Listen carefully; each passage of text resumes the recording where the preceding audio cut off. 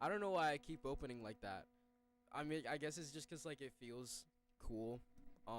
Let me put my voice in my ear real quick. Just so I can hear what I'm supposed to be hearing. This is interesting. Whoa. Okay, I have it feedbacking, but I can't hear it out of my things, which might be a problem if I don't have OBS playing in my ears. But that's okay. Probably. I should sound fine. Maybe I could get someone else on a voice call or something, and then I'll ask them what's going on. I'll ask them whether or not they can hear it, cause it's reading on mine. I'm just yapping right now. What I wanted to do today was, it's so hard talking to yourself when there's no one else in chat. But I guess I have to do it in order to just get used to the feeling of reacting, looking at a camera, or just looking at my stream. I like looking at myself because I'm a little egotistical. Let's be real. I'm gonna type in chat so that's not empty so people know what the hell that is. Gray rectangle. Chat. Let's see how long that takes to show up on stream.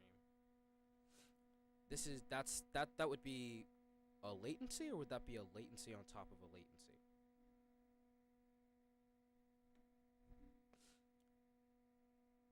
I'm tripping and I'm sliding and I'm trying and I'm like, what? Okay, there we go.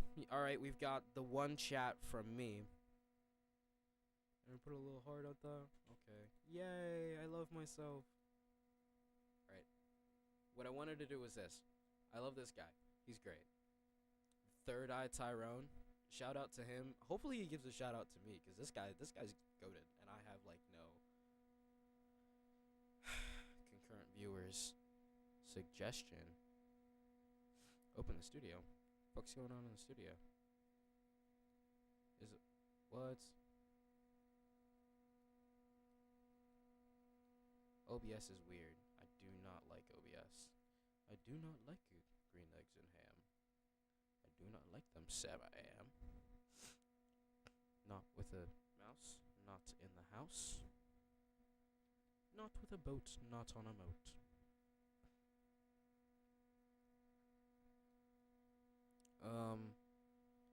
I can see chat. I'm good.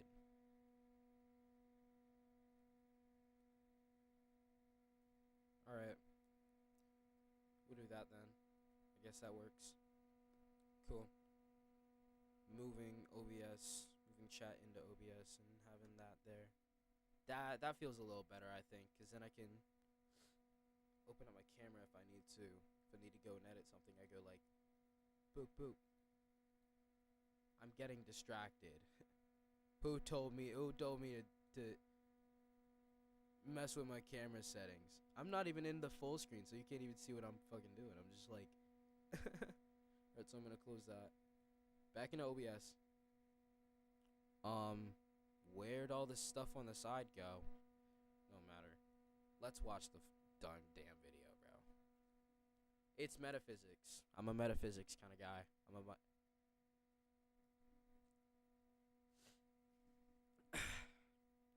Ethical react.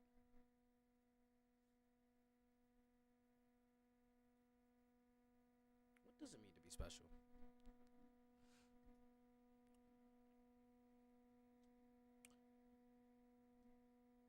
I mean, like, we have categories. We have the idea of categories, which is comparing similarities between objects, right? When something in an object resembles something in another object, but I don't think that necessarily equates to things being repeated, right? Nothing is ever really exactly the same, or else it'd just be that object, you know? If I had a person who thought, talked, walked, and like looked exactly like me, right? It's me in every single way. That's just me. Or maybe that's what the point he's trying to get to. Or maybe I'm on a different path.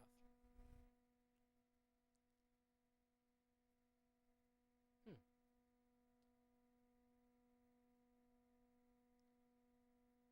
He's talking about specialness. What makes something special? Not the rarity, not the uniqueness, the convenience of it, I don't know. Let's see. Let's just hear him out. I'm 40 seconds in and I can't stop pausing.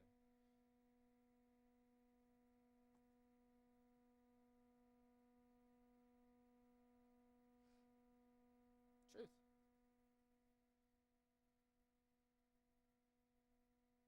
Okay.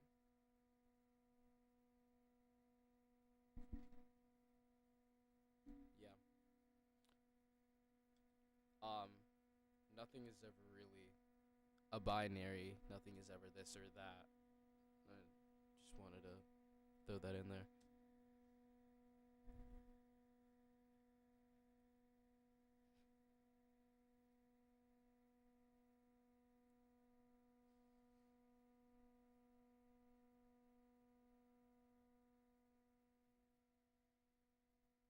Really?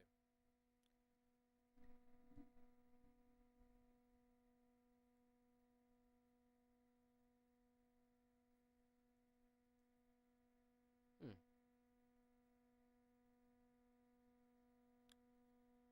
Like when your periods sync up.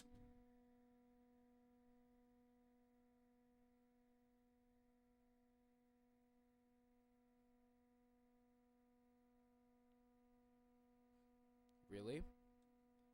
Oh, synchro. I guess, yeah. Something.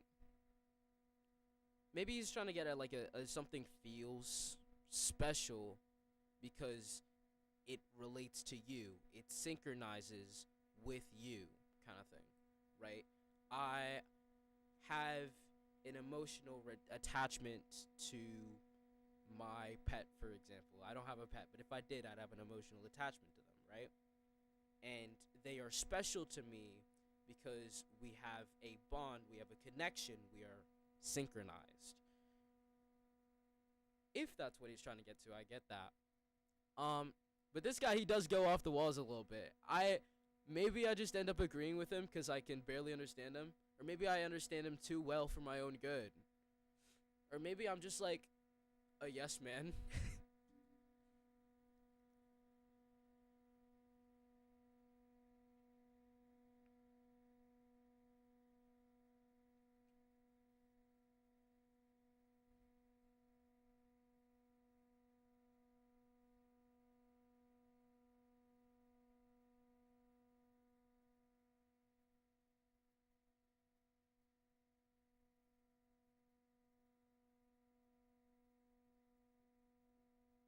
Qualia.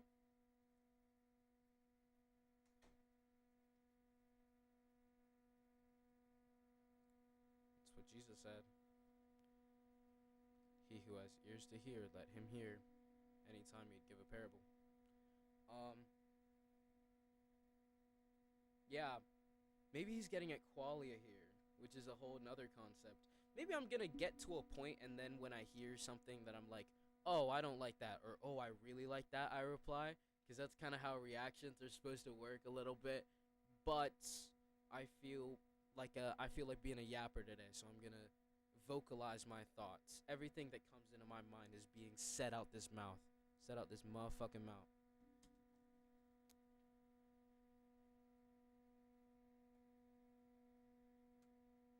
Hmm?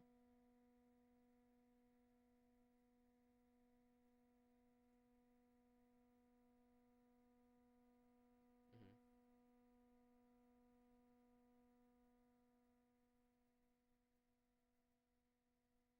Does it?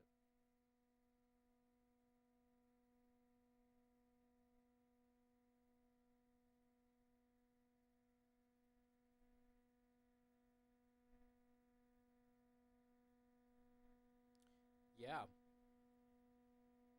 that's true.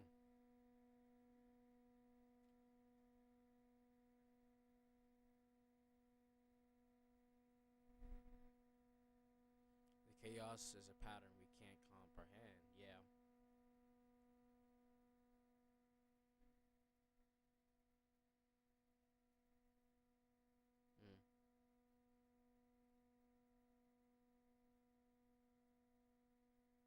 Mm. Um.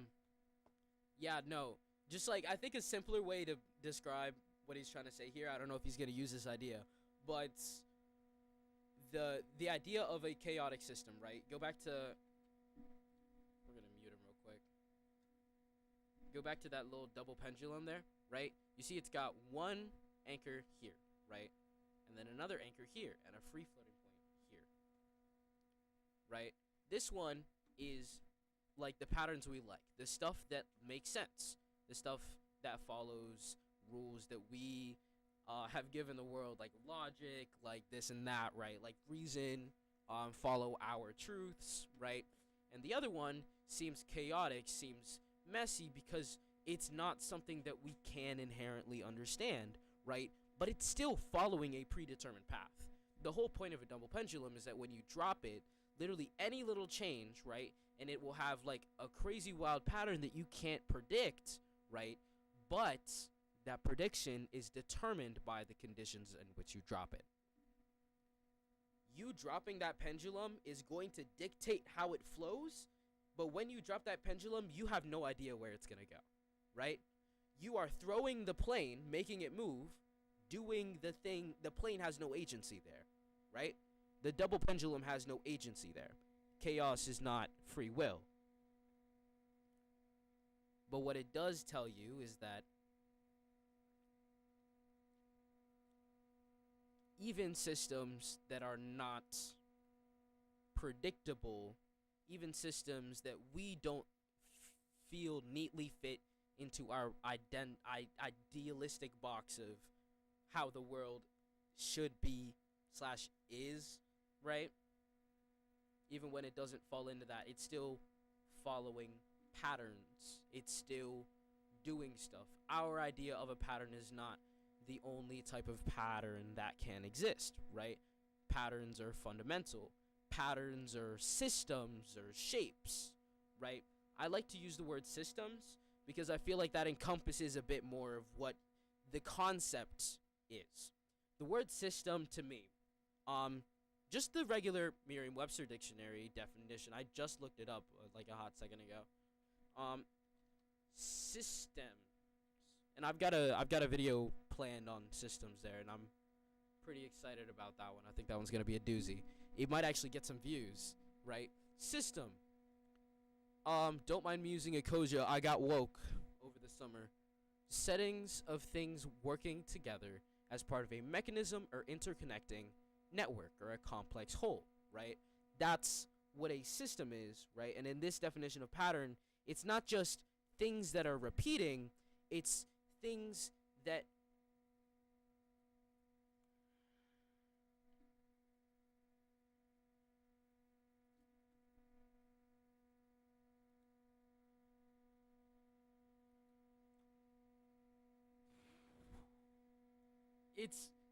it's hard to convey these ideas to someone who doesn't already understand them intuitively. So we'll let Mr. Tyrone speak.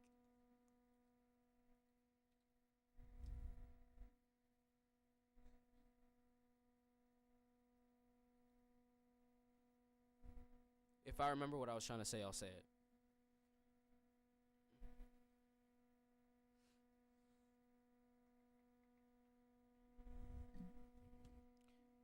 Look, okay, here. This double pendulum is following a pattern here, right? A pattern is like the initial stroke, how it moves, right? That is the pattern.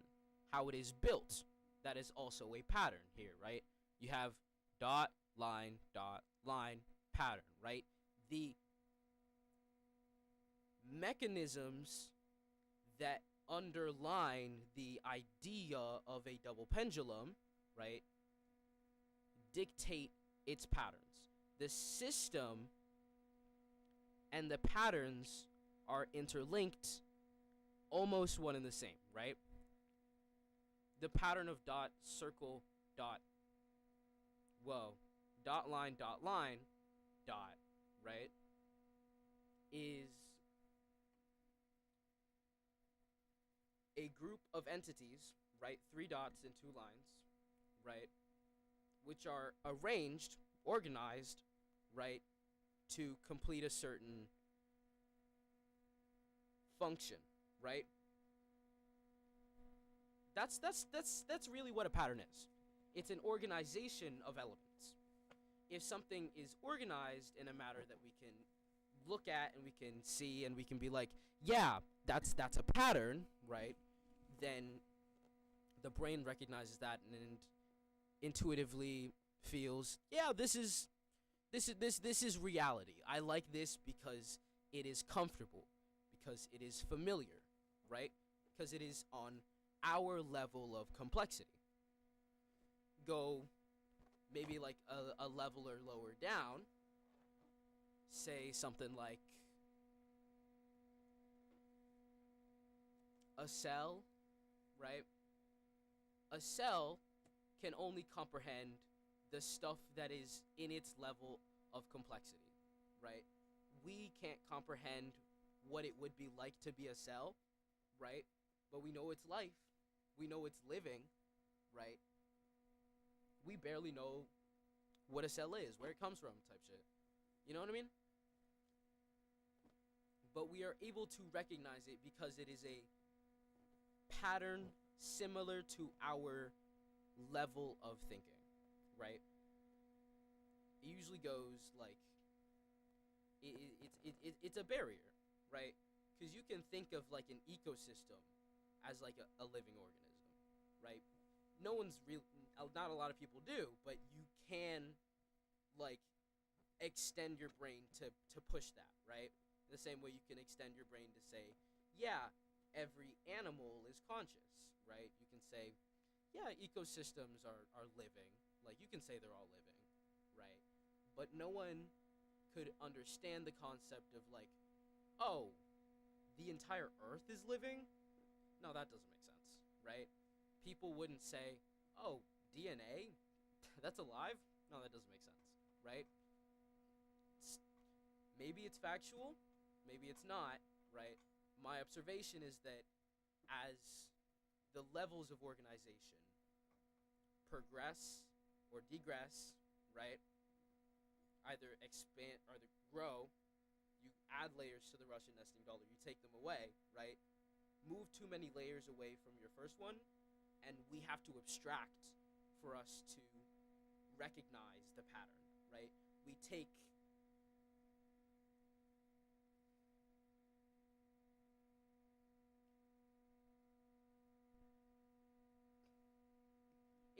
it's a gradient, right? You have the entire universe, right? And then you have one dot over here, and another dot over here, and another dot over here, right? And it's like, well, that's so far away, I can't like even what's the pattern here? It's just like 3 dots, right? And then you zoom out a little bit, and you go, now it's 1 dot here, 1 dot here, 1 dot here, 1 dot here. Oh, the pattern, I can see the pattern a bit more. Zoom back in, now it's like 3 dots in a row here, 3 dots in a row here, 3 dots in a row here, right? And they're all parallel, right? And then you zoom in and you're like, oh, that's the pattern. But then you zoom in even more, squeeze them all together, and then it's just a solid wall. And we don't see the pattern anymore. But the pattern is always there, right? We just have to align ourselves with the pattern is always there. We just have to align ourselves with the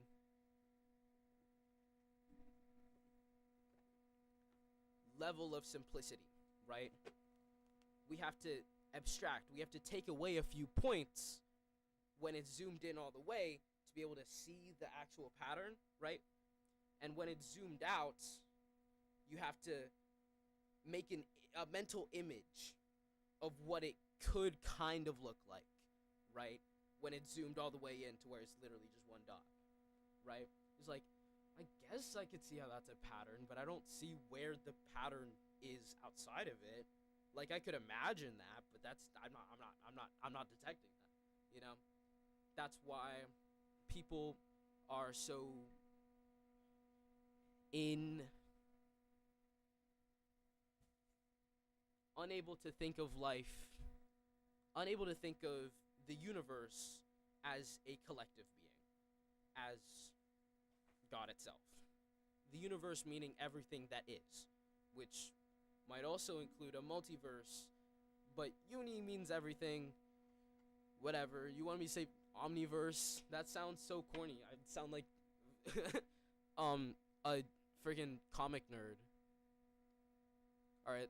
I'm only 3 minutes into this, by the way. Lock in.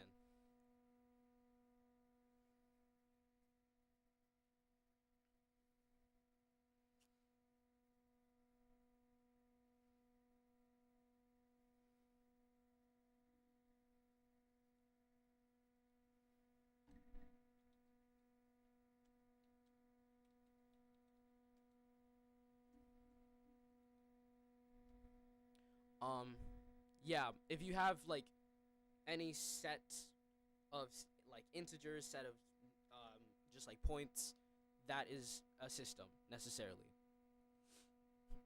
Everything is systems. There's no such thing as an individual.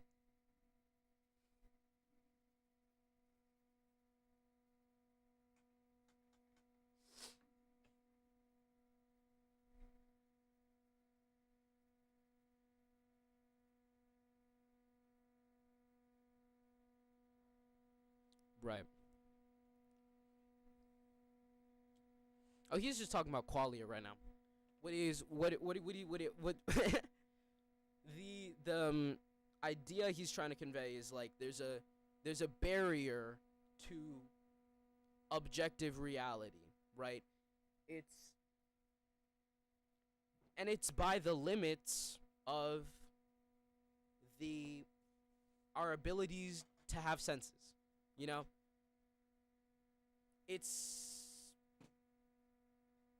it's like cable, just like it's literally just like cable or the radio, right? All of these frequencies are being sent out all at once.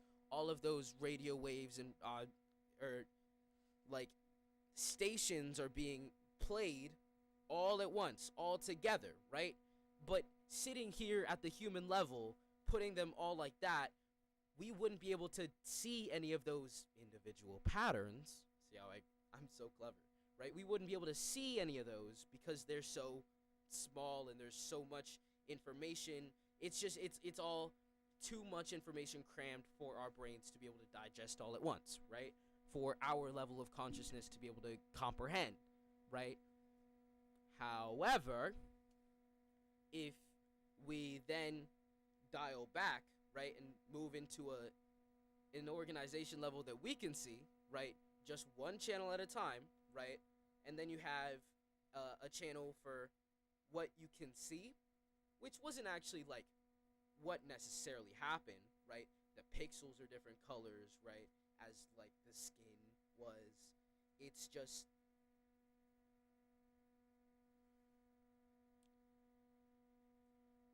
let me restart. Like just that last little bit, right?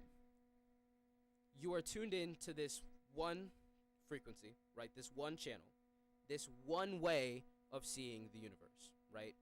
The entirety of your reality is just one way it could be perceived, and it's not even the actual reality, right? You are not interacting with actual reality because there is latency in your brain. We can all understand that, right? And it's not just a little bit late, but right, but that's like a way to get yourself into that same kind of idea, right? You slip yourself into there by saying, oh, I guess I'm not interacting with the world in real time, right? And I guess maybe color is also like just a thing that my brain uses to interpret like a real reality, right? I guess these pixels, right, are what this computer monitor uses to interpret real color, but it's not like light from the sun bouncing off of an actual person's skin and bouncing into my eyes. It's different, right? But it's the best replication that we have of it, right? In the same way, color in real life does not exist in the real world. It's a frequency, right, that your brain then interprets and sends to your conscious seat, right? It's like your body is a VR headset, and all of your senses would be like your visual space, right? Your cameras, whatever. Not the cameras, the little screens in front of your eyes, and then your headphones, right? And all of that computation is done on the computer part of the device, right? The brain, right? And then the other hardware, housing, right? And everything. All of the computations to compute the information that is being sent from elsewhere, from the servers that are hosting this game, right? From, like, using information that you already have piled up in your brain to be able to make sense of what that information is sending to you, right? You start to recognize what the ones and zeros mean. You recognize patterns of a more fundamental level, and then translate that to the seat of consciousness, the person behind it, right? Some people say they have controllers. This person, in my opinion, does not have controllers. Just watching a video and is super duper immersed in it. Probably jerking off.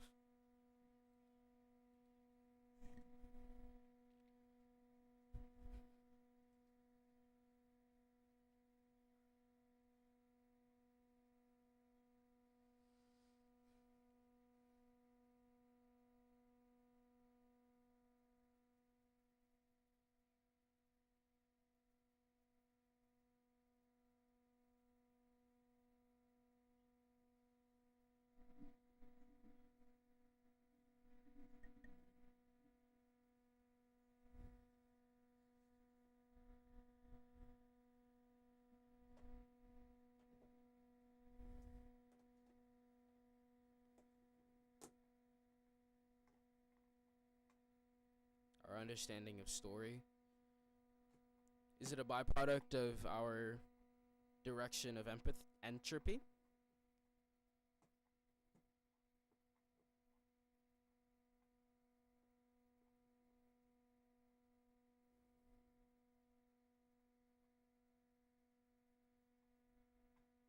Okay.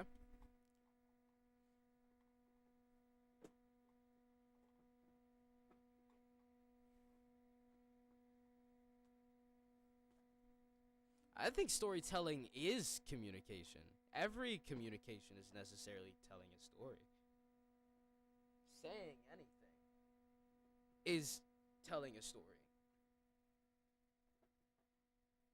Right? Even just saying, like, what? I didn't understand, conveys the story of the time that you had told the person something, and then they did not comprehend it. And so they're retelling you that so that you can get the other person's perspective. That's just what language is. Human knowledge.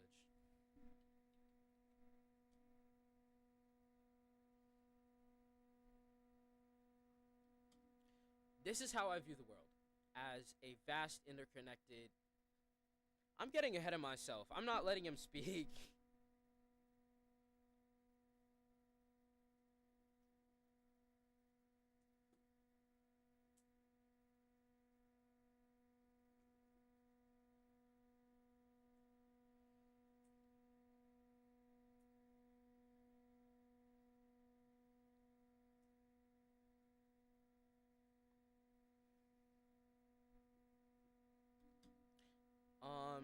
No, I don't think so. Bees are able to do that. Bees do that all the time. That's not true. I think everything on the planet tells a story, right? Even rocks, right? That's tell a geologist story. Rocks don't tell stories. You know what I mean? Tell anybody who studies anything that they are not watching a story unfold or uncovering a story that was not told yet. You know what I mean? I need to get some people up in this chat. Somebody to converse with.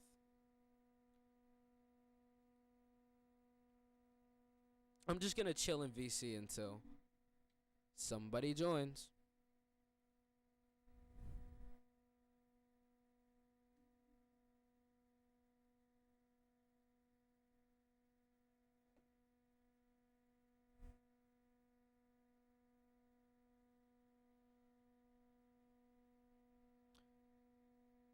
Oh, interesting.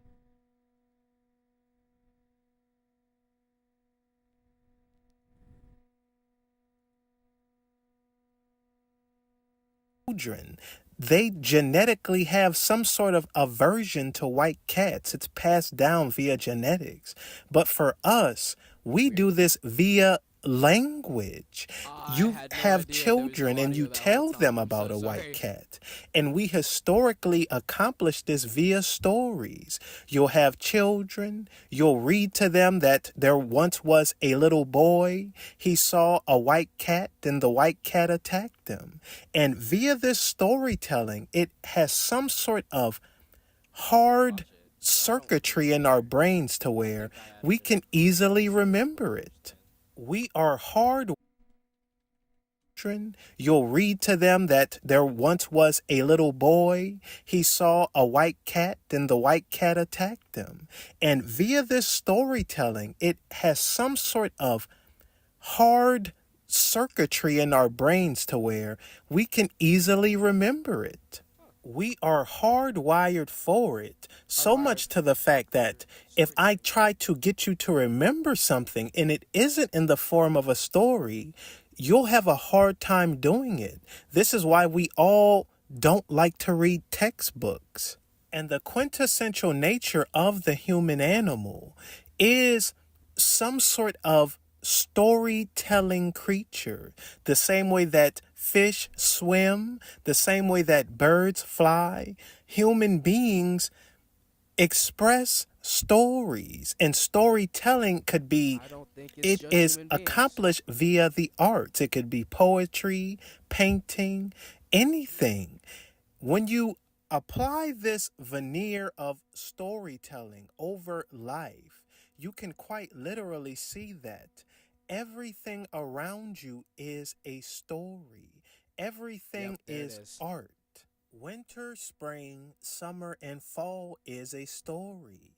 A flower, you plant the seed grows roots, it sprouts up a stalk, Time the is a stalk story. blooms The into a universe flower, is a it story in and spreads of its itself. seeds, it dies, and you repeat this The process. universe That is the. is the rising action, climax, falling action, and resolution.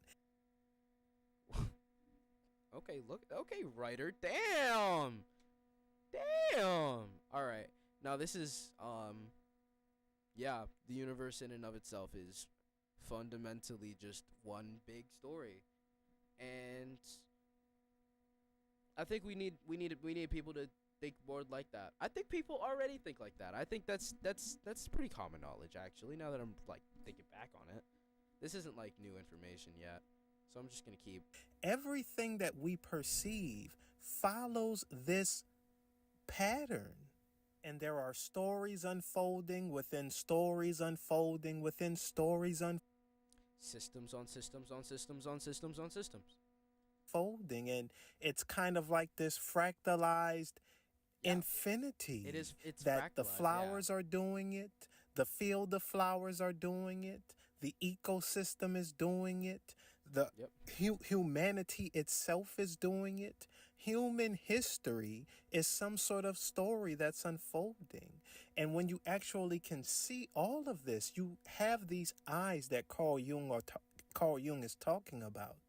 And when you really reach a certain I love threshold, Ryan Gosling. you can see that life itself is some sort of unfolding story. That we don't This is where we remember all get of, this but whole idea. there is we as humanity, right? Humanity doesn't necessarily remember everything, right? We do have to go in and like do some exploring, try and figure out, try and put the pieces together.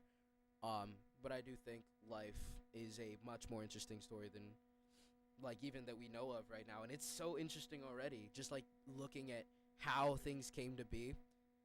Um, Hi, you're on a boat flying from here to there.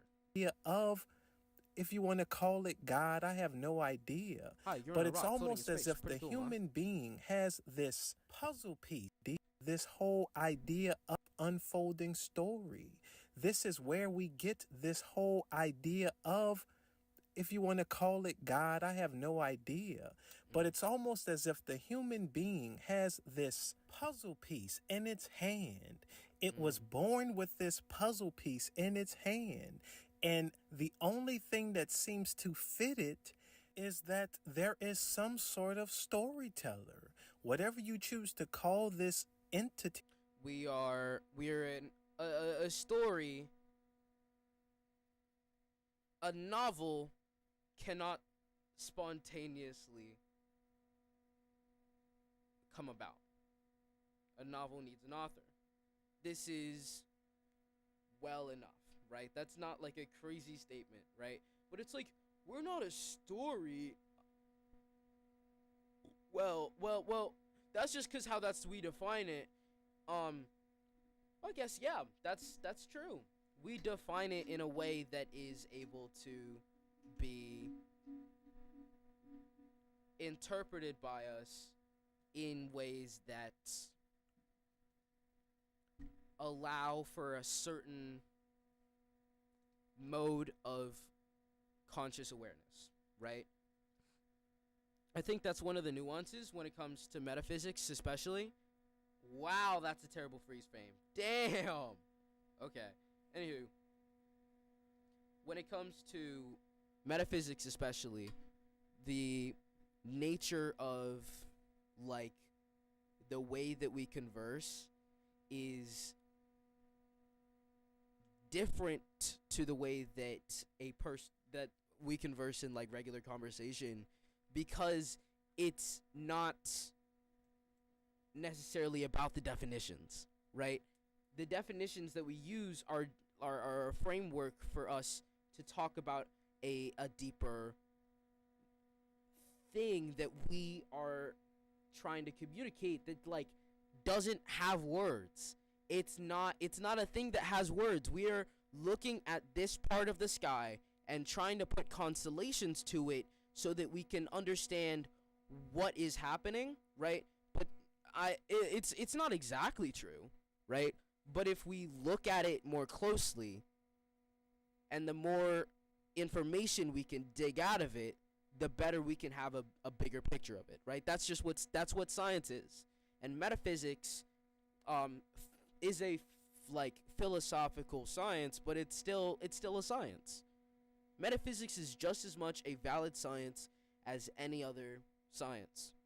Without the conversations that metaphysics has, then we wouldn't have had people like Alex O'Connor. He was a goat, right? So we live in the perfect universe. It's fine.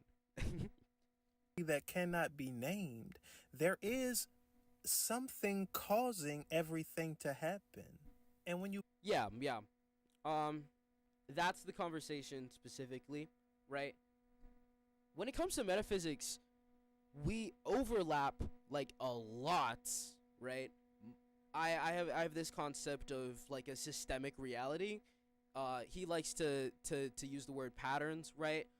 Religious people like to use like God's will, right? I am religious, so I will also say God's will, right? God's divine like structure, God's divine architecture of like the nature of the complexity of reality, emergent complexity, right? It's a lot of words, it's a lot of jargon, and everybody's like, yeah, it's all just different words for the same thing, but no, it literally is. We just have to look at different parts of it to find out what we can know about it, right? And then have conversations about the nature of specific parts of it. This is the meta conversation around metaphysics. I love metaphysics. I love metaphysics so much. I wish I didn't live in such a terrible political climate to where I could just be like a person who talks about stuff like this all the time, and I didn't have to live in a world where like I have to be the annoying woke friend and like share resources that I find useful in my daily life about like how to fight fascism. But I digress, I guess. Put on these glasses, the glasses of the I guess I storyteller, won't the fight glasses of the I'm gonna artist. fight fascism. You can But I wish I didn't have to. I wish I could be a. clearly see. Why can't I scroll?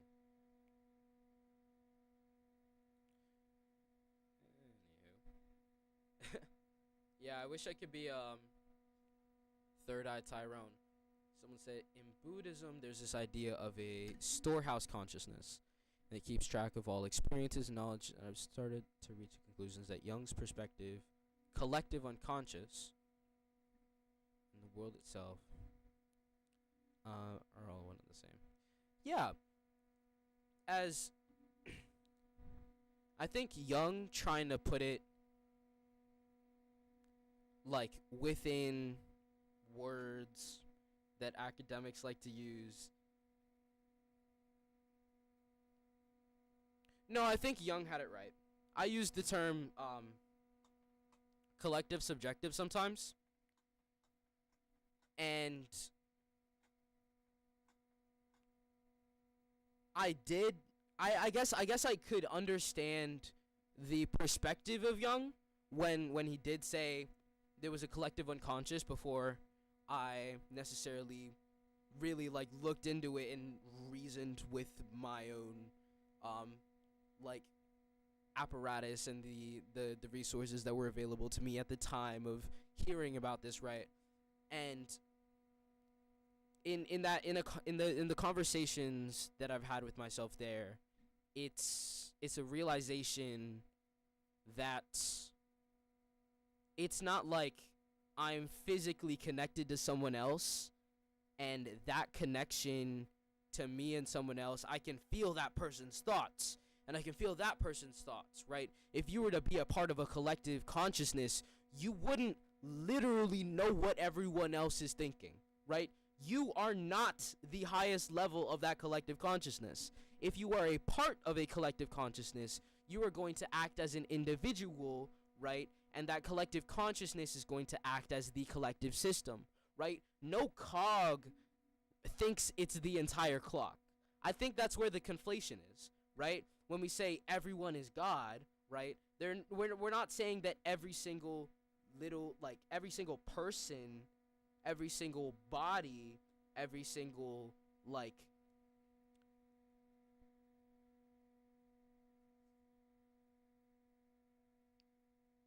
idea that floods into your head when you think of human, every single idea that floods into your head when you think of human, that is not what we're trying to say, right? It's not Alphon with this body, with this hair, with these earrings, and this materiality, and this thought process is God right here. I am God.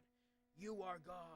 Kind of thing. It's a collectively, the universe becomes God, right? Becomes our concept of God, right? Because of the emergent complexity that comes when all of the parts of the system work together, right?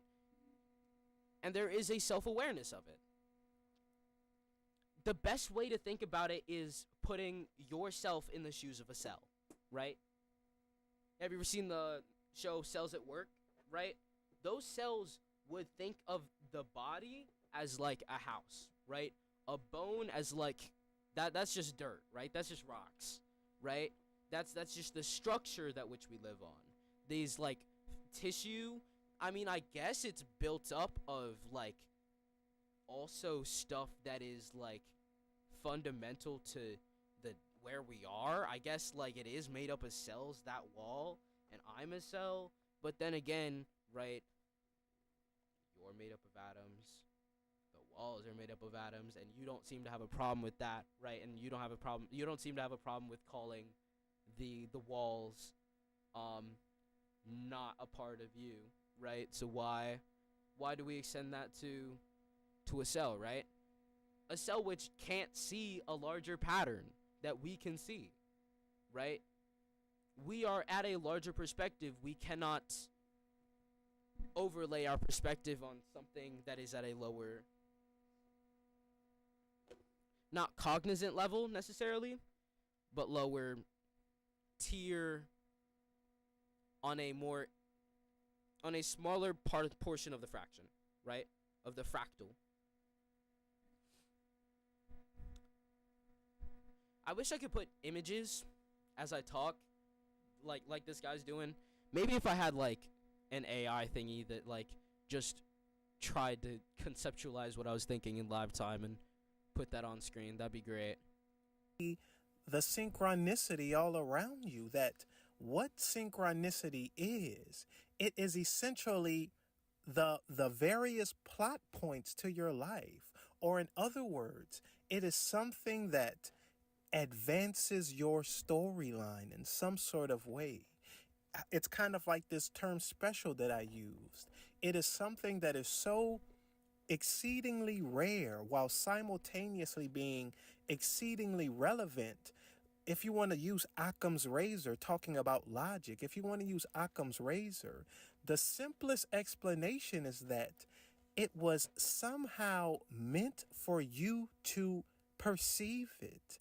It is somehow something that is so canon to you. You know, kind of how kids today say it's some sort of canon event. It's something that is so canon to you that it would be almost illogical to deny it. The rarity of it isn't 1 in 900 trillion. It's 1 in infinity, that you on this planet at this time, Yeah. the odds are astronomical, and it is something that is simultaneously Like, so there is no odds. relevant to you that you are literally the only person it could apply to. Yeah. When these two, it's almost like this unstoppable force meeting an immovable object. When these two factors collide, you have some sort of specialness born, some sort of synchronicity apparent. And Some sort of, I don't want to say waveform collapse, because that's like, whoa. Is that the word for that? For that concept in fucking quantum physics? Right. I don't like bringing up quantum physics because that's like, because I mean it's interesting, but I don't know anything about it, and I sound schizophrenic when I try and talk about it. So if I'm watching something like physics related, or like, yeah, I'll just sit back and watch and be like, oh, that's interesting. Yeah. Oh, I wonder how this concept relates to this concept. I wonder if it does. Right. And then we'll look it up. We'll see what happened. I forget what I was gonna look up. Damn. Okay. when you put on these glasses that I keep talking Is there about, any or these personal eyes to information see right that there? Carl Jung mentioned, you can see that reality isn't this I don't think cold, so. inert process, that it's almost sentient in a way. That reality, if you want to call it God, I don't know, but it can communicate things to you. This is why you see within, for example, theologies or various spiritual. Yeah, that's the thing. People are like, there was one video I saw, and it was a person talking about how like the nature of God isn't like a thing that can have a relationship with you. It's like you having a relationship with the ant across the river stream. It just doesn't make sense, right? And it's like, well, obviously not, right? Obviously, I have no relation to that ant, right? But if God is the system that which we find ourselves existing, right? It'd be more like my relationship to my cells. I want all of my cells to be loved. I love myself, therefore I'm going to love each and every individual cell, right? I know it in and out because it is me. But on a deeper level, but on a literal level.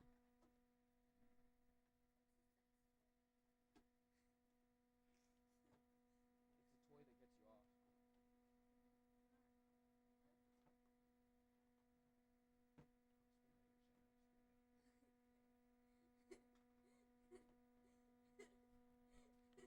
I really hope the mic didn't catch that. See ya. Practice this whole idea of looking for signs, waiting for signs. What do you think they mean by that? If you were having a conversation with your father and the last text message he sent you was monkey see, monkey do before he got into some sort of fatal accident. And then years later, you get into a bad accident and you are going to die. But the person that saved your life had a neck tattoo that said monkey see, monkey do. Yeah, there's no way that's not a coincidence. Some people would just say that that is a coincidence. There's no And way. I guess that this is That's a the good time craziest to address coincidence. the other side of this coin. I don't know how think that to wouldn't be a try and coincidence, but it doesn't feel like it. trivialize things like this down to It's a whoa. Well, that's just the happenstance, right? I guess part of the trivialization of coincidence is the fact that we like think of coincidence as like, oh, that was just gonna I guess that just happens, right? We look at that and we recognize that it's natural that things that have like similar origins would find their ways back to each other, right? That because that's what a coincidence is. It's something, an idea diverging and then reconverging, right? That's just what a coincidence is, right? And it's like we've trivialized that idea because it does happen all of the time, right? And even like the biggest coincidences, right? Ones where multiple streams of divergence come in and come to play, right? They are made to seem as if like that's not just how the world works, right? And when they are made to seem like that's how the world works, that like diminishes their significance, right? Of course it's significant because those two things are linked. Those two things are definitionally linked, right? You can't have a person saying one thing and a person saying the same thing again in a similar context, right? It maybe it's not linked directly because of the first crash, right? But it's linked because of the existence of cars. It's linked because of the existence of that phrase of English language, of tattoos, of it's a much more complex story that is being unfolded here than just, oh wow, that's crazy that those similar events occurred, right? That's what's happening here. There is significance, there is precedent there, right? There is a reason that those two things happened together and then happened to you, right? But that's not that's just how that's the nature of reality. mere coincidence. It's kind of like looking at a chaotic system and saying that it's meaningless. Exactly. There are all sorts of patterns around us, and an inability to interpret them does not imply meaningless because, as we see, as I mentioned with the central limit theorem, that this chaoticness is some sort of pattern. It's just oftentimes a pattern that we are not able. It's a pattern that's either too large for us or too small. You know what I mean? We're not on the same frequency of complexity. Able to interpret.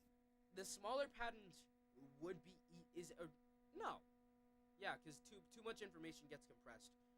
Too much information gets compressed with smaller patterns, and with larger patterns, it's there's not enough information. Some people would just say that this is all anthropomorphic thinking and these are larger patterns. That design doesn't imply designer. This is all some sort of subconscious, reality is sort of like a Rorschach test, and you are projecting your own subconscious onto it, and it's just you desperately clinging to some sort of meaning. And my retort to that is, you don't find that to be rather odd that subconsciously, whatever this subconscious is that we like to talk about, the subconscious is always searching for some sort of meaning, some sort of specialness, some sort of synchronicity through which growth can occur. There can be some sort of Ooh, I love that. I love that. That's this is great imagery right here. progression. That's beautiful imagery. That does it, right? And except I do think that simplifies it a lot. You have to there's so many data points, right? But also it's not there's so little data, right? We just aren't seeing the same amount of data, right? And so we have to simplify it to a simplistic, oh yeah, it's God in the sky, right? A simplistic what do the atheists say? Sky Daddy? In a storyline. It's not just a hand altering events to like get something out of you, right? It's not a separate being using its like hands and its influence to control you or whatever, right? It is the nature of influence and the nature of being itself manifesting in its progression of real. Like what is real is actively real, right? And everything that is actively real has a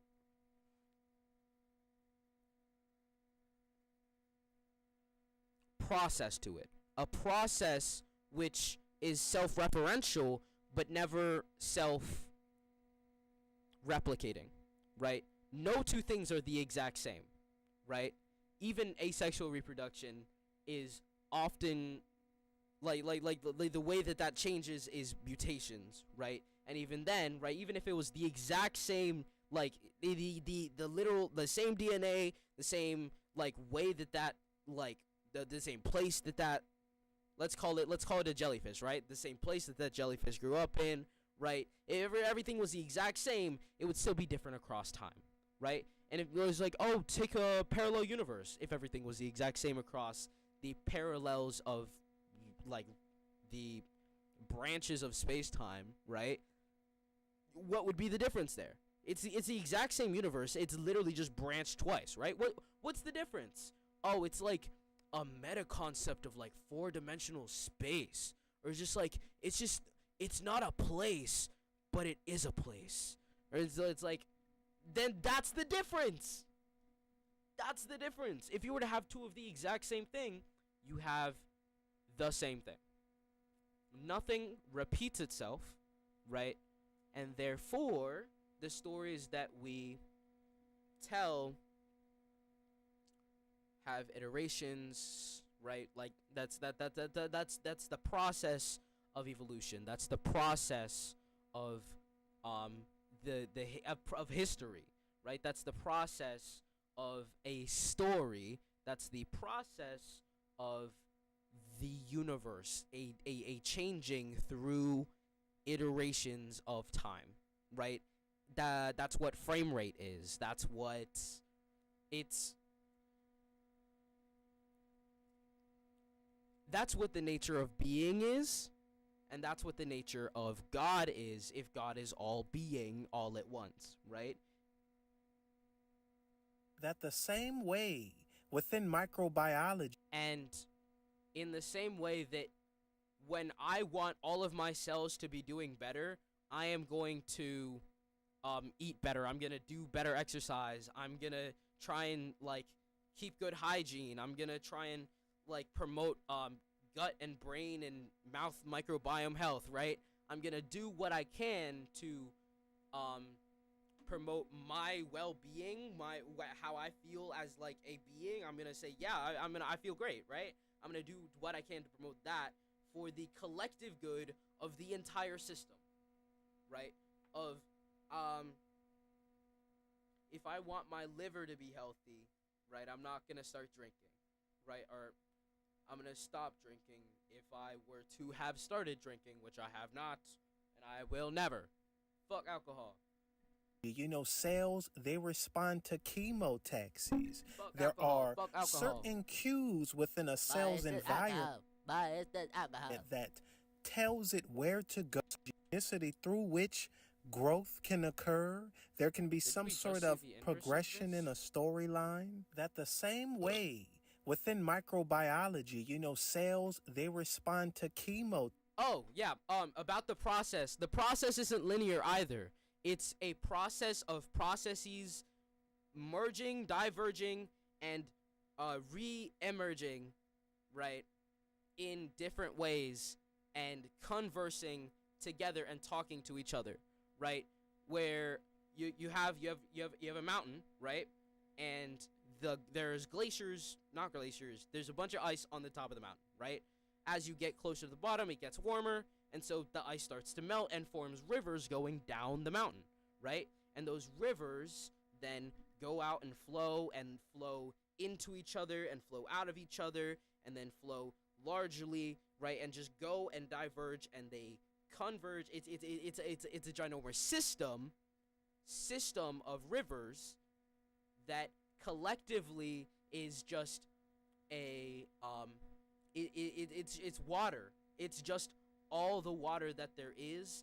Like, if you were to collect it at that point, you would say that's Earth's water, right? In the same way, if you were to just collect everything that is everything, you would just say that is God.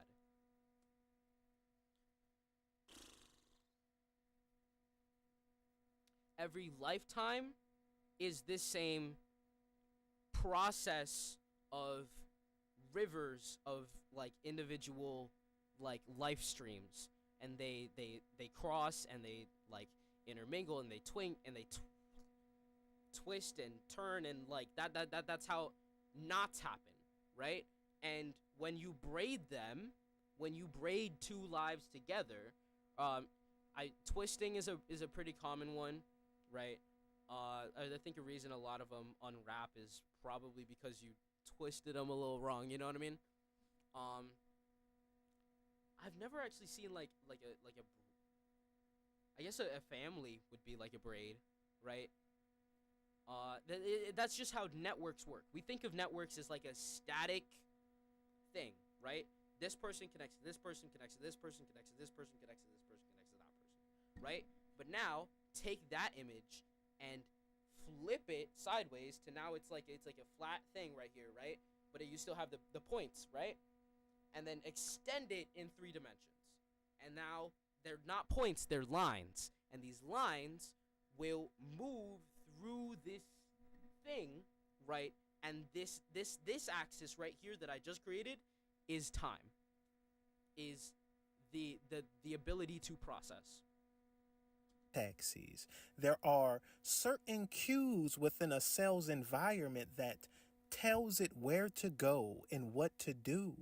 That for us, rather than it being some sort of chemical response, it is some sort of pattern. It is some sort of information that is being conveyed to us through our environment in a similar way. This just occurs through specialness.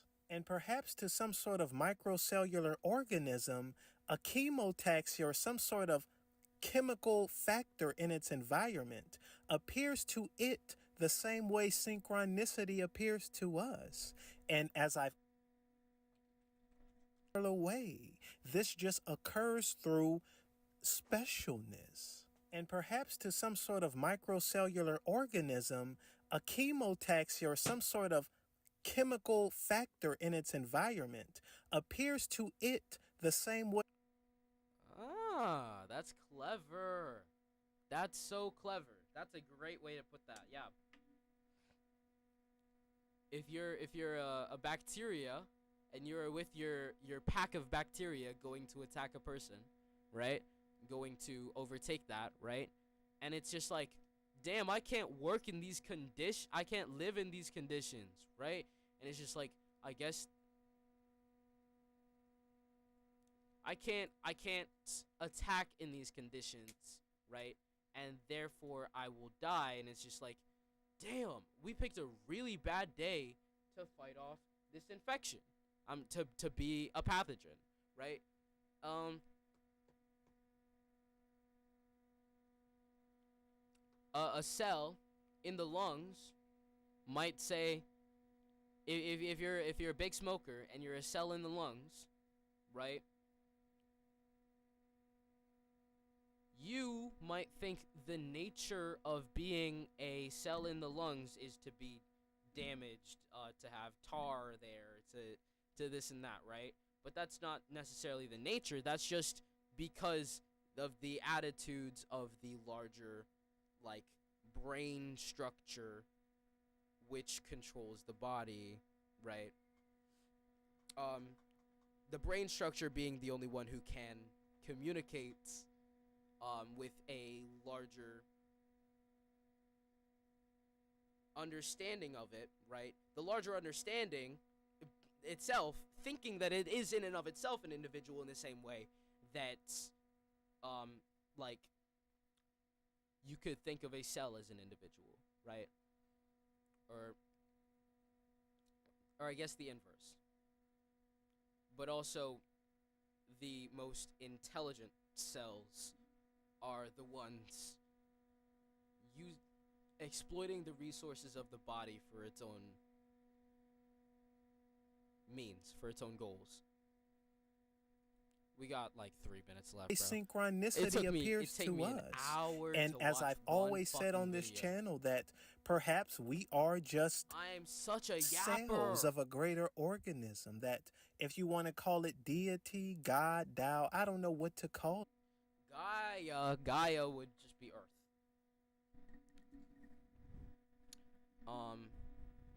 But perhaps we are like some sort of cells to it, in the way that we facilitate whatever process we're supposed to be facilitating at this level we are.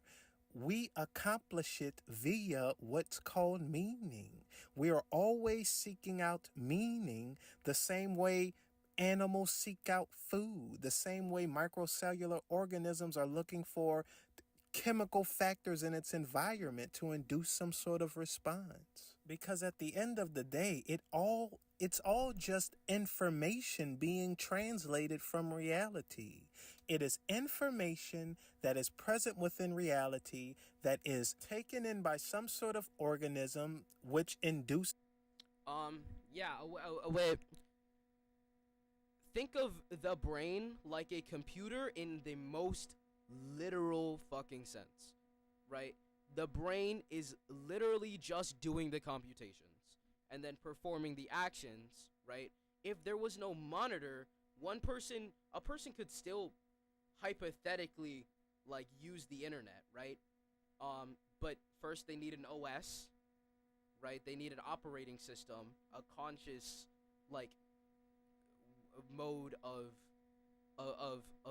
thinking, right? Of turning abstract thought into conscious thought, because there's no difference between abstract thought and conscious thought, other than abstract thought being processed for the conscious thought to assume that it is there, right?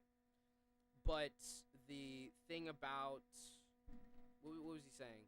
Something about it's all information. Reality that is taken in by some sort of organism. Yeah, the computer, right, here is still is independent of the inputs, independent of the output, right?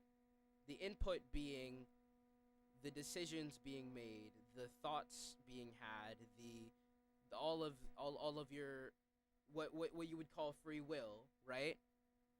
But I think that is also, like, dependent on your environment, right? And so it's like,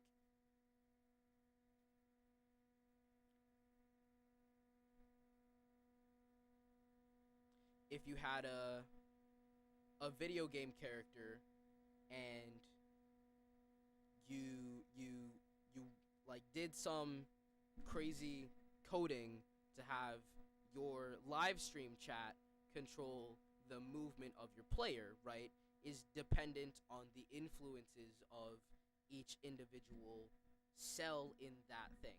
Or like the concept of a chat, right, can also be applicable to like this whole thing, not necessarily the computer analogy, but yeah, computers are also just systems. Systems just process information. Which induces a response. And there is a chain reaction of events that ultimately make up everything that we Systems see that around process us. It's information reality is some are sort of computers. thing that is within a thing that is within a thing. Tool that we use to process information is logic, mathematics type beat. There's a story that is within a story that is within a story. There are all of these processes that are so interdependent and interconcatenated that you could essentially say that it's one big thing. And the thing that all of this makes up is, I call it the mystery. It is the Tao that cannot be named, and that's all there is to it. We cannot know more than that. But I'm going to leave the video here. I hope that perhaps this video was some sort of synchronicity for you, that it was what you needed to hear at the perfect time. So hopefully I was able to serve some sort of purpose for you, and you were able to leave this hopefully a little bit better and a little less confused than when you came in. I am promoting my Patreon, where I talk about more far out topics and ideas that probably aren't suited for a widespread YouTube audience. I have all kinds of various links in this video. I have a Discord. You can get access to all of those things, and I encourage you to go through those avenues. Strange entity is turning you into spaghetti. Yeah, that's one of the things I like that he does with his thumbnails is cool, right? It's like, oh, that's an interesting, like, psychedelic conversation that he's probably having, because look, it's a brain, it's a I don't know, right? But then the title, like, it just makes you click. Does anything actually make sense? Is such like a click grabbing title, and then he says some crazy stuff, and then how to be YouTuber #1. I hate not having a chat. I hate not being popular. Got popular. That's the real shit. Get in the face with a full clip. Get in the face selling it. Comrade Corbin. Another communist leaning communist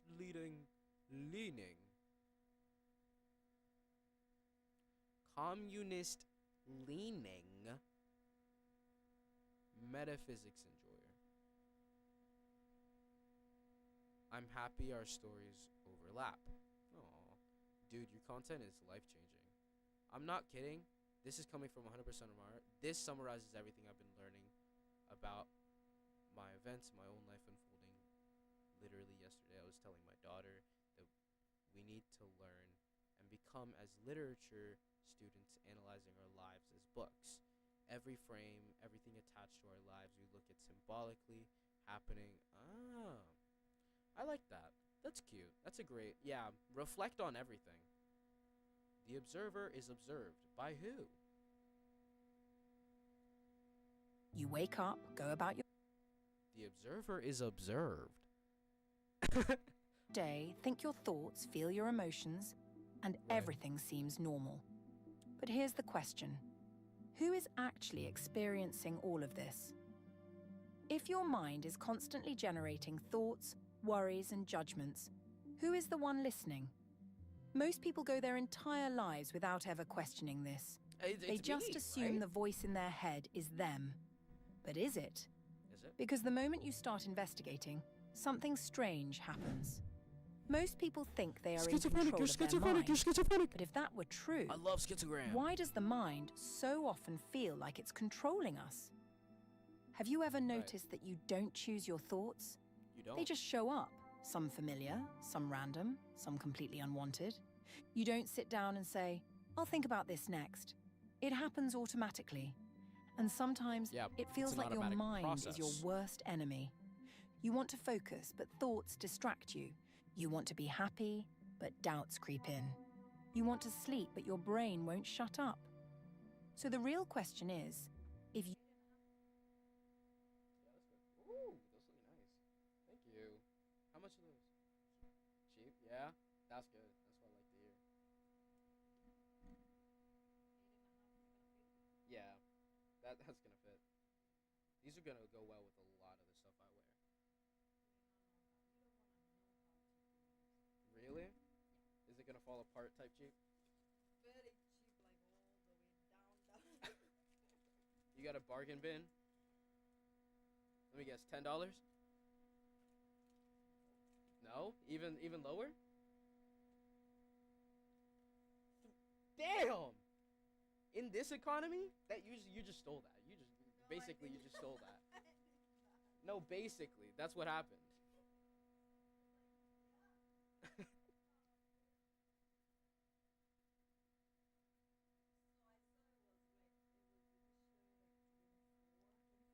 Right. Then they down it to 10. Okay, so that's cool. But I paid $3. What? When I clicked. Why? Maybe it was 3. Maybe it was a discount. No. Maybe it was 3. The one that I wear, a white one, is $5. Right. Interesting. That's cool. All right. I'll go check it out. Thank you. I can get another one. I can take them, some of them home. Yeah, that would be so great. Yeah. It's like 300 Kenyan shillings. It's so cheap. You spend like $50 and That like can wear this get and so wear many this. shoes. And they cut a memory foam. Can you wear it and try? Hmm? Try wear it. Okay. It says memory foam. I'm not sure how good they are. But when they're 25, I'll they should. Yeah, that's a good price. I feel it, Walmart.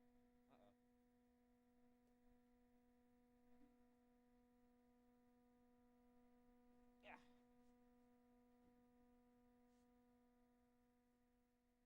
I'll just replay it. You were truly the one in control, why is this happening?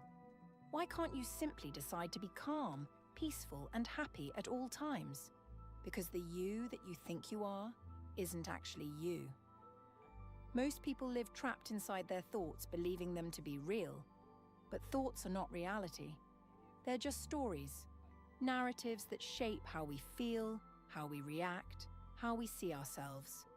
And yet, we treat them as truth. But let's test that. Imagine sitting in a quiet room. Nothing is happening. Everything is still. But suddenly, a thought pops up. What if I mess up? Nothing actually happened, but instantly, you feel stress. Your heartbeat might even speed up. Did that thought predict the future? Did it change reality? Did it deserve the reaction it triggered? Yet it controlled you because you believed it. That's how powerful thoughts are. But what if you could see them for what they really are? Just passing clouds in the sky? Just noise in the background? Just stories that only have power if you listen? The reason most people suffer is not because of reality, but because of the stories their mind tells them about reality. If a stranger looks at you funny, your mind might say, "They think I'm weird. I must have done something wrong. People don't like me." But is any of that actually true? Maybe they were just lost in thought. Maybe they had a bad day. Maybe they didn't even notice you. Yet, because you believed the story your mind created, you felt bad. The mind is like an overprotective friend, constantly trying to prepare you for worst-case scenarios. But in doing so, it often creates problems that don't even exist. Alright, yeah, I'm probably gonna do a lot of commentary, so I figured I might as well just leave that playing while I'm having a conversation about my mom. She got me some shoes. Oh, hold on, she's calling. So the real question, they think I'm weird. I must have done something wrong. People don't like me. But is any of that actually true? Maybe they were just lost in thought. Maybe they had a bad day. Maybe they didn't even notice you. Yet, because you believed the story your mind created, you felt bad. The mind is like an overprotective friend, constantly trying to prepare you for worst-case scenarios. But in doing so, it often creates problems that don't even exist. And the more we buy into these stories, the more trapped we become. So what's the way out? It starts with realizing that you are not your thoughts. You are the observer of them. As you listen to this, there's a voice in your head commenting on everything. That voice is not you. You are the one listening to it. And once you recognize this, you gain something most people don't have: choice. Choice to ignore the thoughts that bring you down. Choice to let go of the narratives that don't serve you. Choice to stop living inside the mind and start living in the present. Because life is not happening in your thoughts. Life is happening right now. You see, the illusion doesn't break just because you notice it once. It keeps pulling you back in. Why? Because the mind has been running on autopilot for years. The patterns, the reactions, the endless loops, they've been reinforced over and over. So even when you start seeing thoughts for what they are, they don't just stop. Sorry, I do have to move it back because I was interested in this video. Why does the mind so often feel like it's controlling us? Have you ever noticed that you don't choose your thoughts? Over it. They just show So up, you can have some a bit familiar, more content. some random, some completely unwanted. You don't sit down and say, I'll think about this next. It happens automatically. Right. And sometimes it feels like your mind is your worst enemy. You want to focus. You want to sleep truly the one in control. Up. So the real question is, if you were truly the one in control, why is this happening? And Why also, can't you you have to simply decide to be calm, say peaceful, and happy at all who times? is you. You have to Because explain the who is that you. you think you are isn't actually you. There we go. Most people live trapped inside their thoughts, believing them to be real. But thoughts are not reality. They're just stories, It's an illusion. narratives that shape how we feel, how we react, I think how we stories see are just ourselves. as real. And yet, we treat them as truth.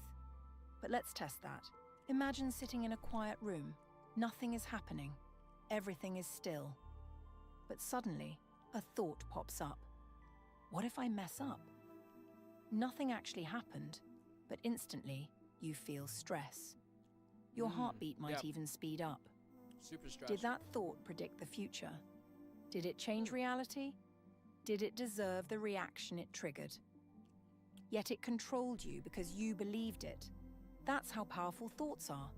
But what if you could see them for what they really are? Just passing clouds in the sky, just noise in the background, just stories that only have power if you listen. The reason most people suffer is not because of reality, but because of the Desire. stories their mind tells them about reality. If a stranger looks at you funny, your mind might say, they think I'm weird. The concept of ego. I must have done something She's, wrong. People um, don't like me. Predicating the concept of ego. But is any of that actually true? Maybe they were just lost in thought. Maybe they had a bad day. Maybe they didn't even notice you. Right. Maybe they were products of their environment. Yet, because you believed the story your mind created, you felt bad. It's the difference. It's the schizophrenic position and the paranoid schizoid perspective and the depressive perspective in what's her name? Margaret Klein's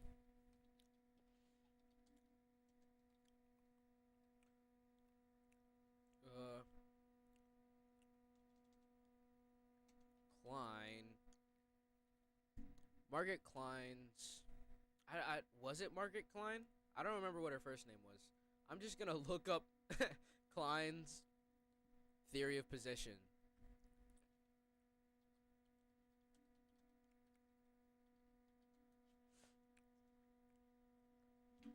Melanie Klein.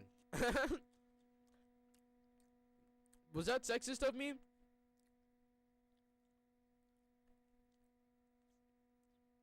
I keep forgetting I'm using a Koja.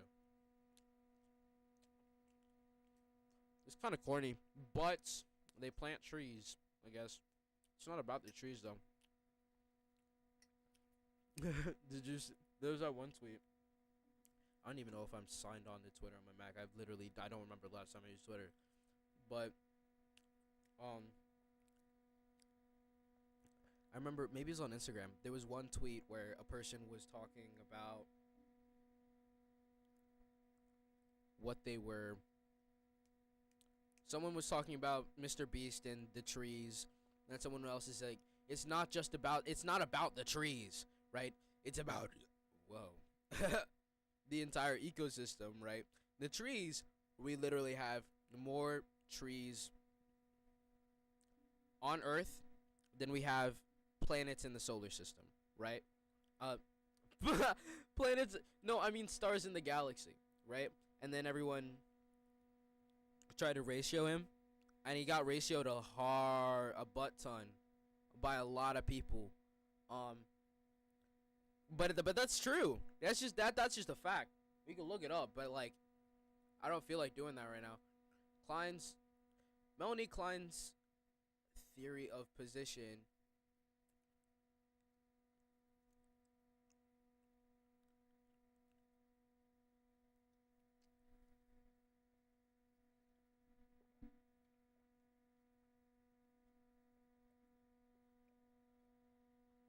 I love apple juice.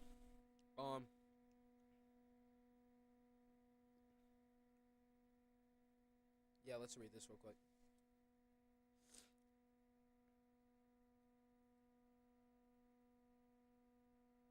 Speech.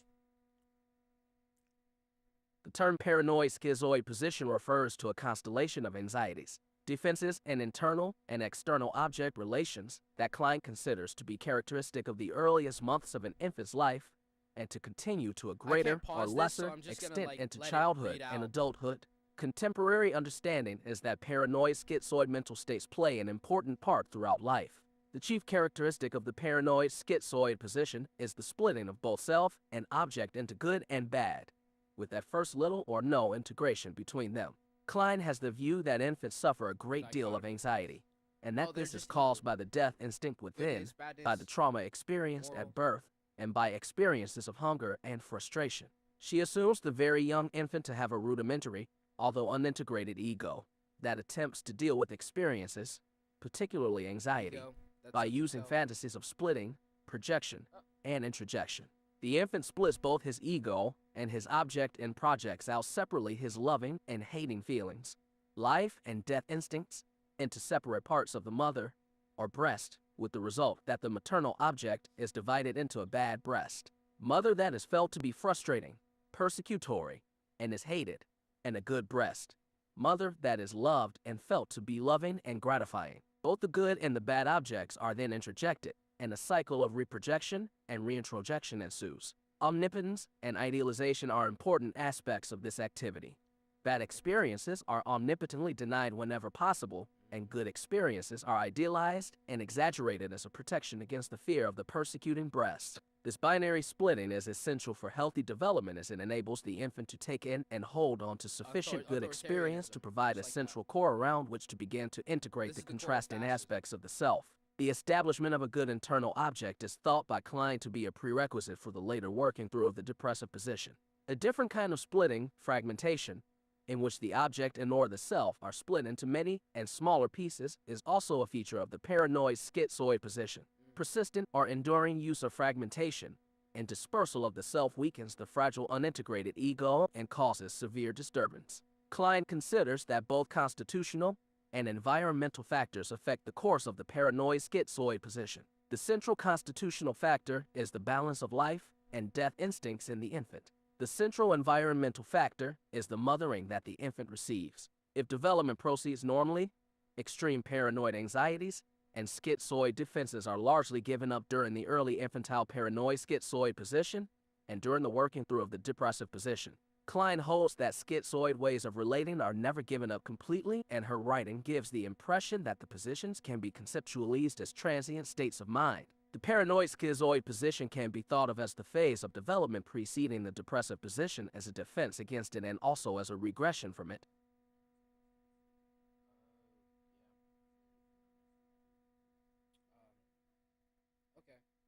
just grab some insoles. Insoles. Just make some, get new ones that like have more spring.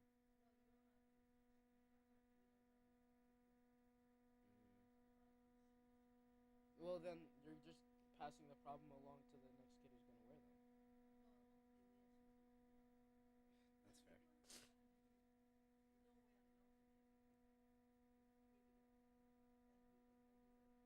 Yeah. Hmm?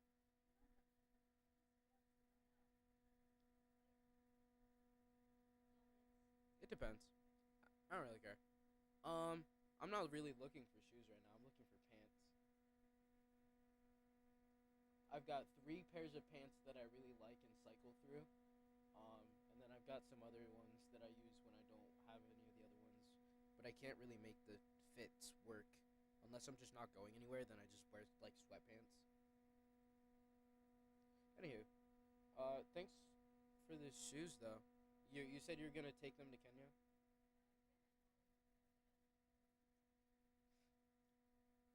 I think it's got to be like something that's in regular rotation then. All right.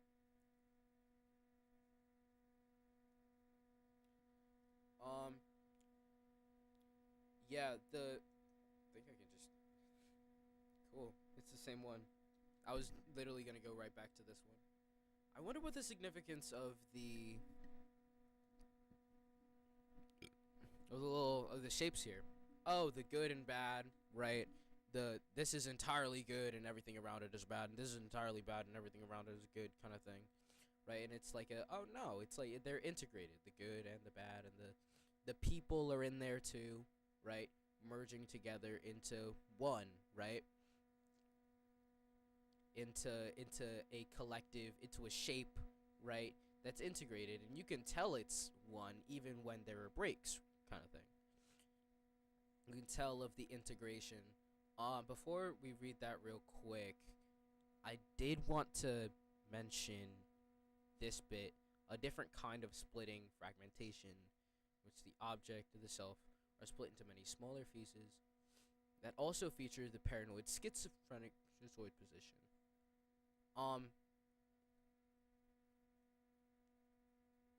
Interesting. Is this fragmentation a fragmentation of like a sense of self as in like the entire ego, as in all of the stuff that I consider to be myself we fragment and compartmentalize, or like fragment as in like maybe like a DID situation? Because if it's compartmentalized, I feel like that's maybe just like there for reiteration then, because that's, I feel like we understand that intuitively, that like not every brain structure, right, not every mode that the brain can be in is happening at once, right? You need to compartmentalize yourself into, not that you need to, but we often do compartmentalize ourselves into happy Alphon, sad Alphon, woke Alphon, metaphysical Alphon kind of thing. In front of a camera Alphon, at home with my friends Alphon, right? Geeking Alphon. But yeah. Like that one Teen Titans Go episode. Let's read a parable real quick. No, let's finish this and then we'll read a parable real quick, because I was remembering the thing about how he ends parables, and I was like, maybe there's a parable that's similar to this concept.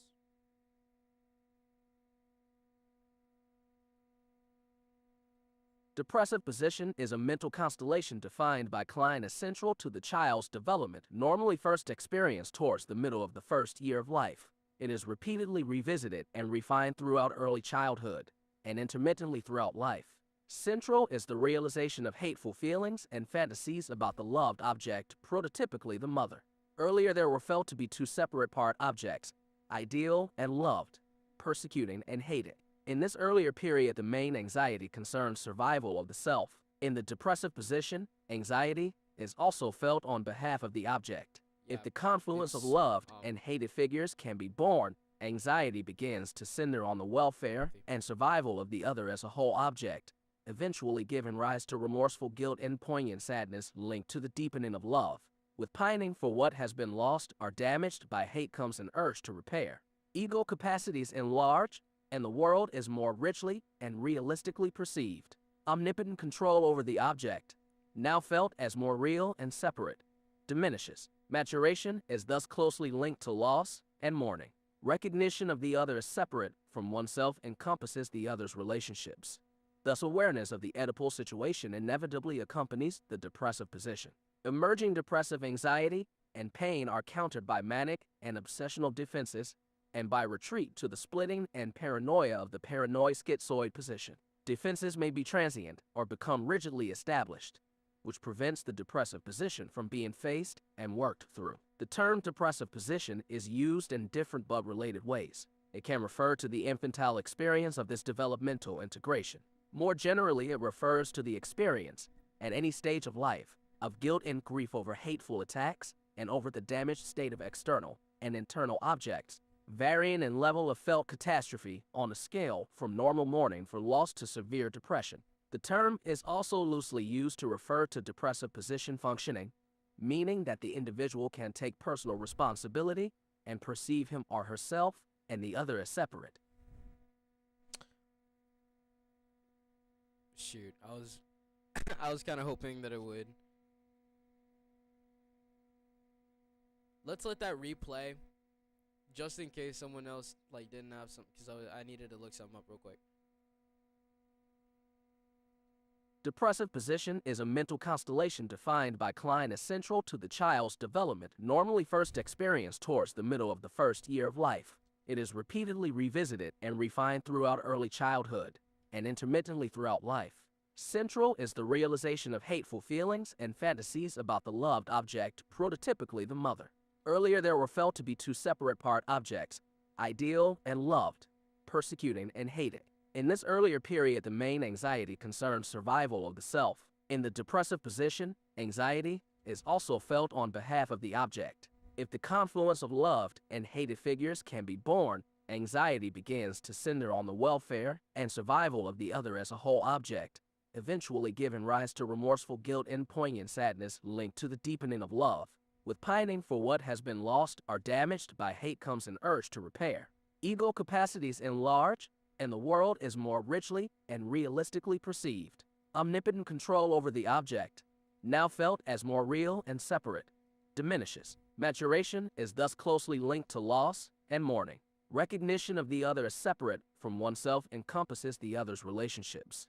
Thus, awareness of the Oedipal situation inevitably accompanies the depressive position.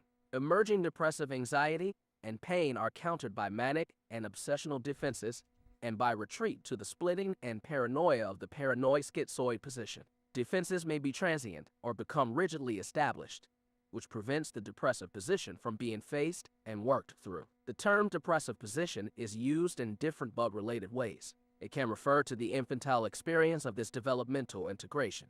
More generally, it refers to the experience, at any stage of life, of guilt and grief over hateful attacks and over the damaged state of external and internal objects, varying in level of felt catastrophe on a scale from normal mourning for loss to severe depression. The term is also loosely used to refer to depressive position functioning, meaning that the individual can take personal responsibility and perceive him or herself and the other as separate. Perfect timing, because I just remembered what I needed to show y'all.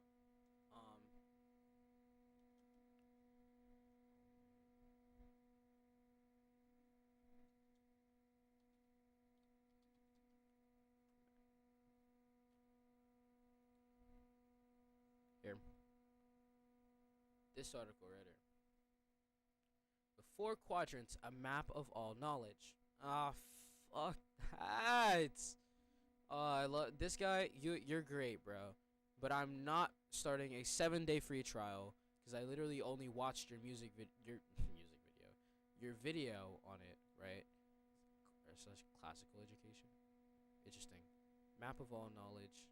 Four quadrants. How do I see where his it's not his idea. James Cusson. All right. Quadrant 1, that is the internal self. This is just like a lens. This is a different like framework. This is a different frequency on which you can interpret any like bit of information, right? This Q1 right here is the internal, the subjective. No, it's all subjective, right? But this one is the, maybe let's look at axes. Individual and collective at the bottom, right? Which I have ontological problems with, but we'll let it be for now, right? So it's not a map of necessarily all knowledge, but a map of knowledge, like classical, but also metaphysical. Right? Most of my thought would be like really anywhere on this, but it's communicative best if I start at a position that's over here. Did my camera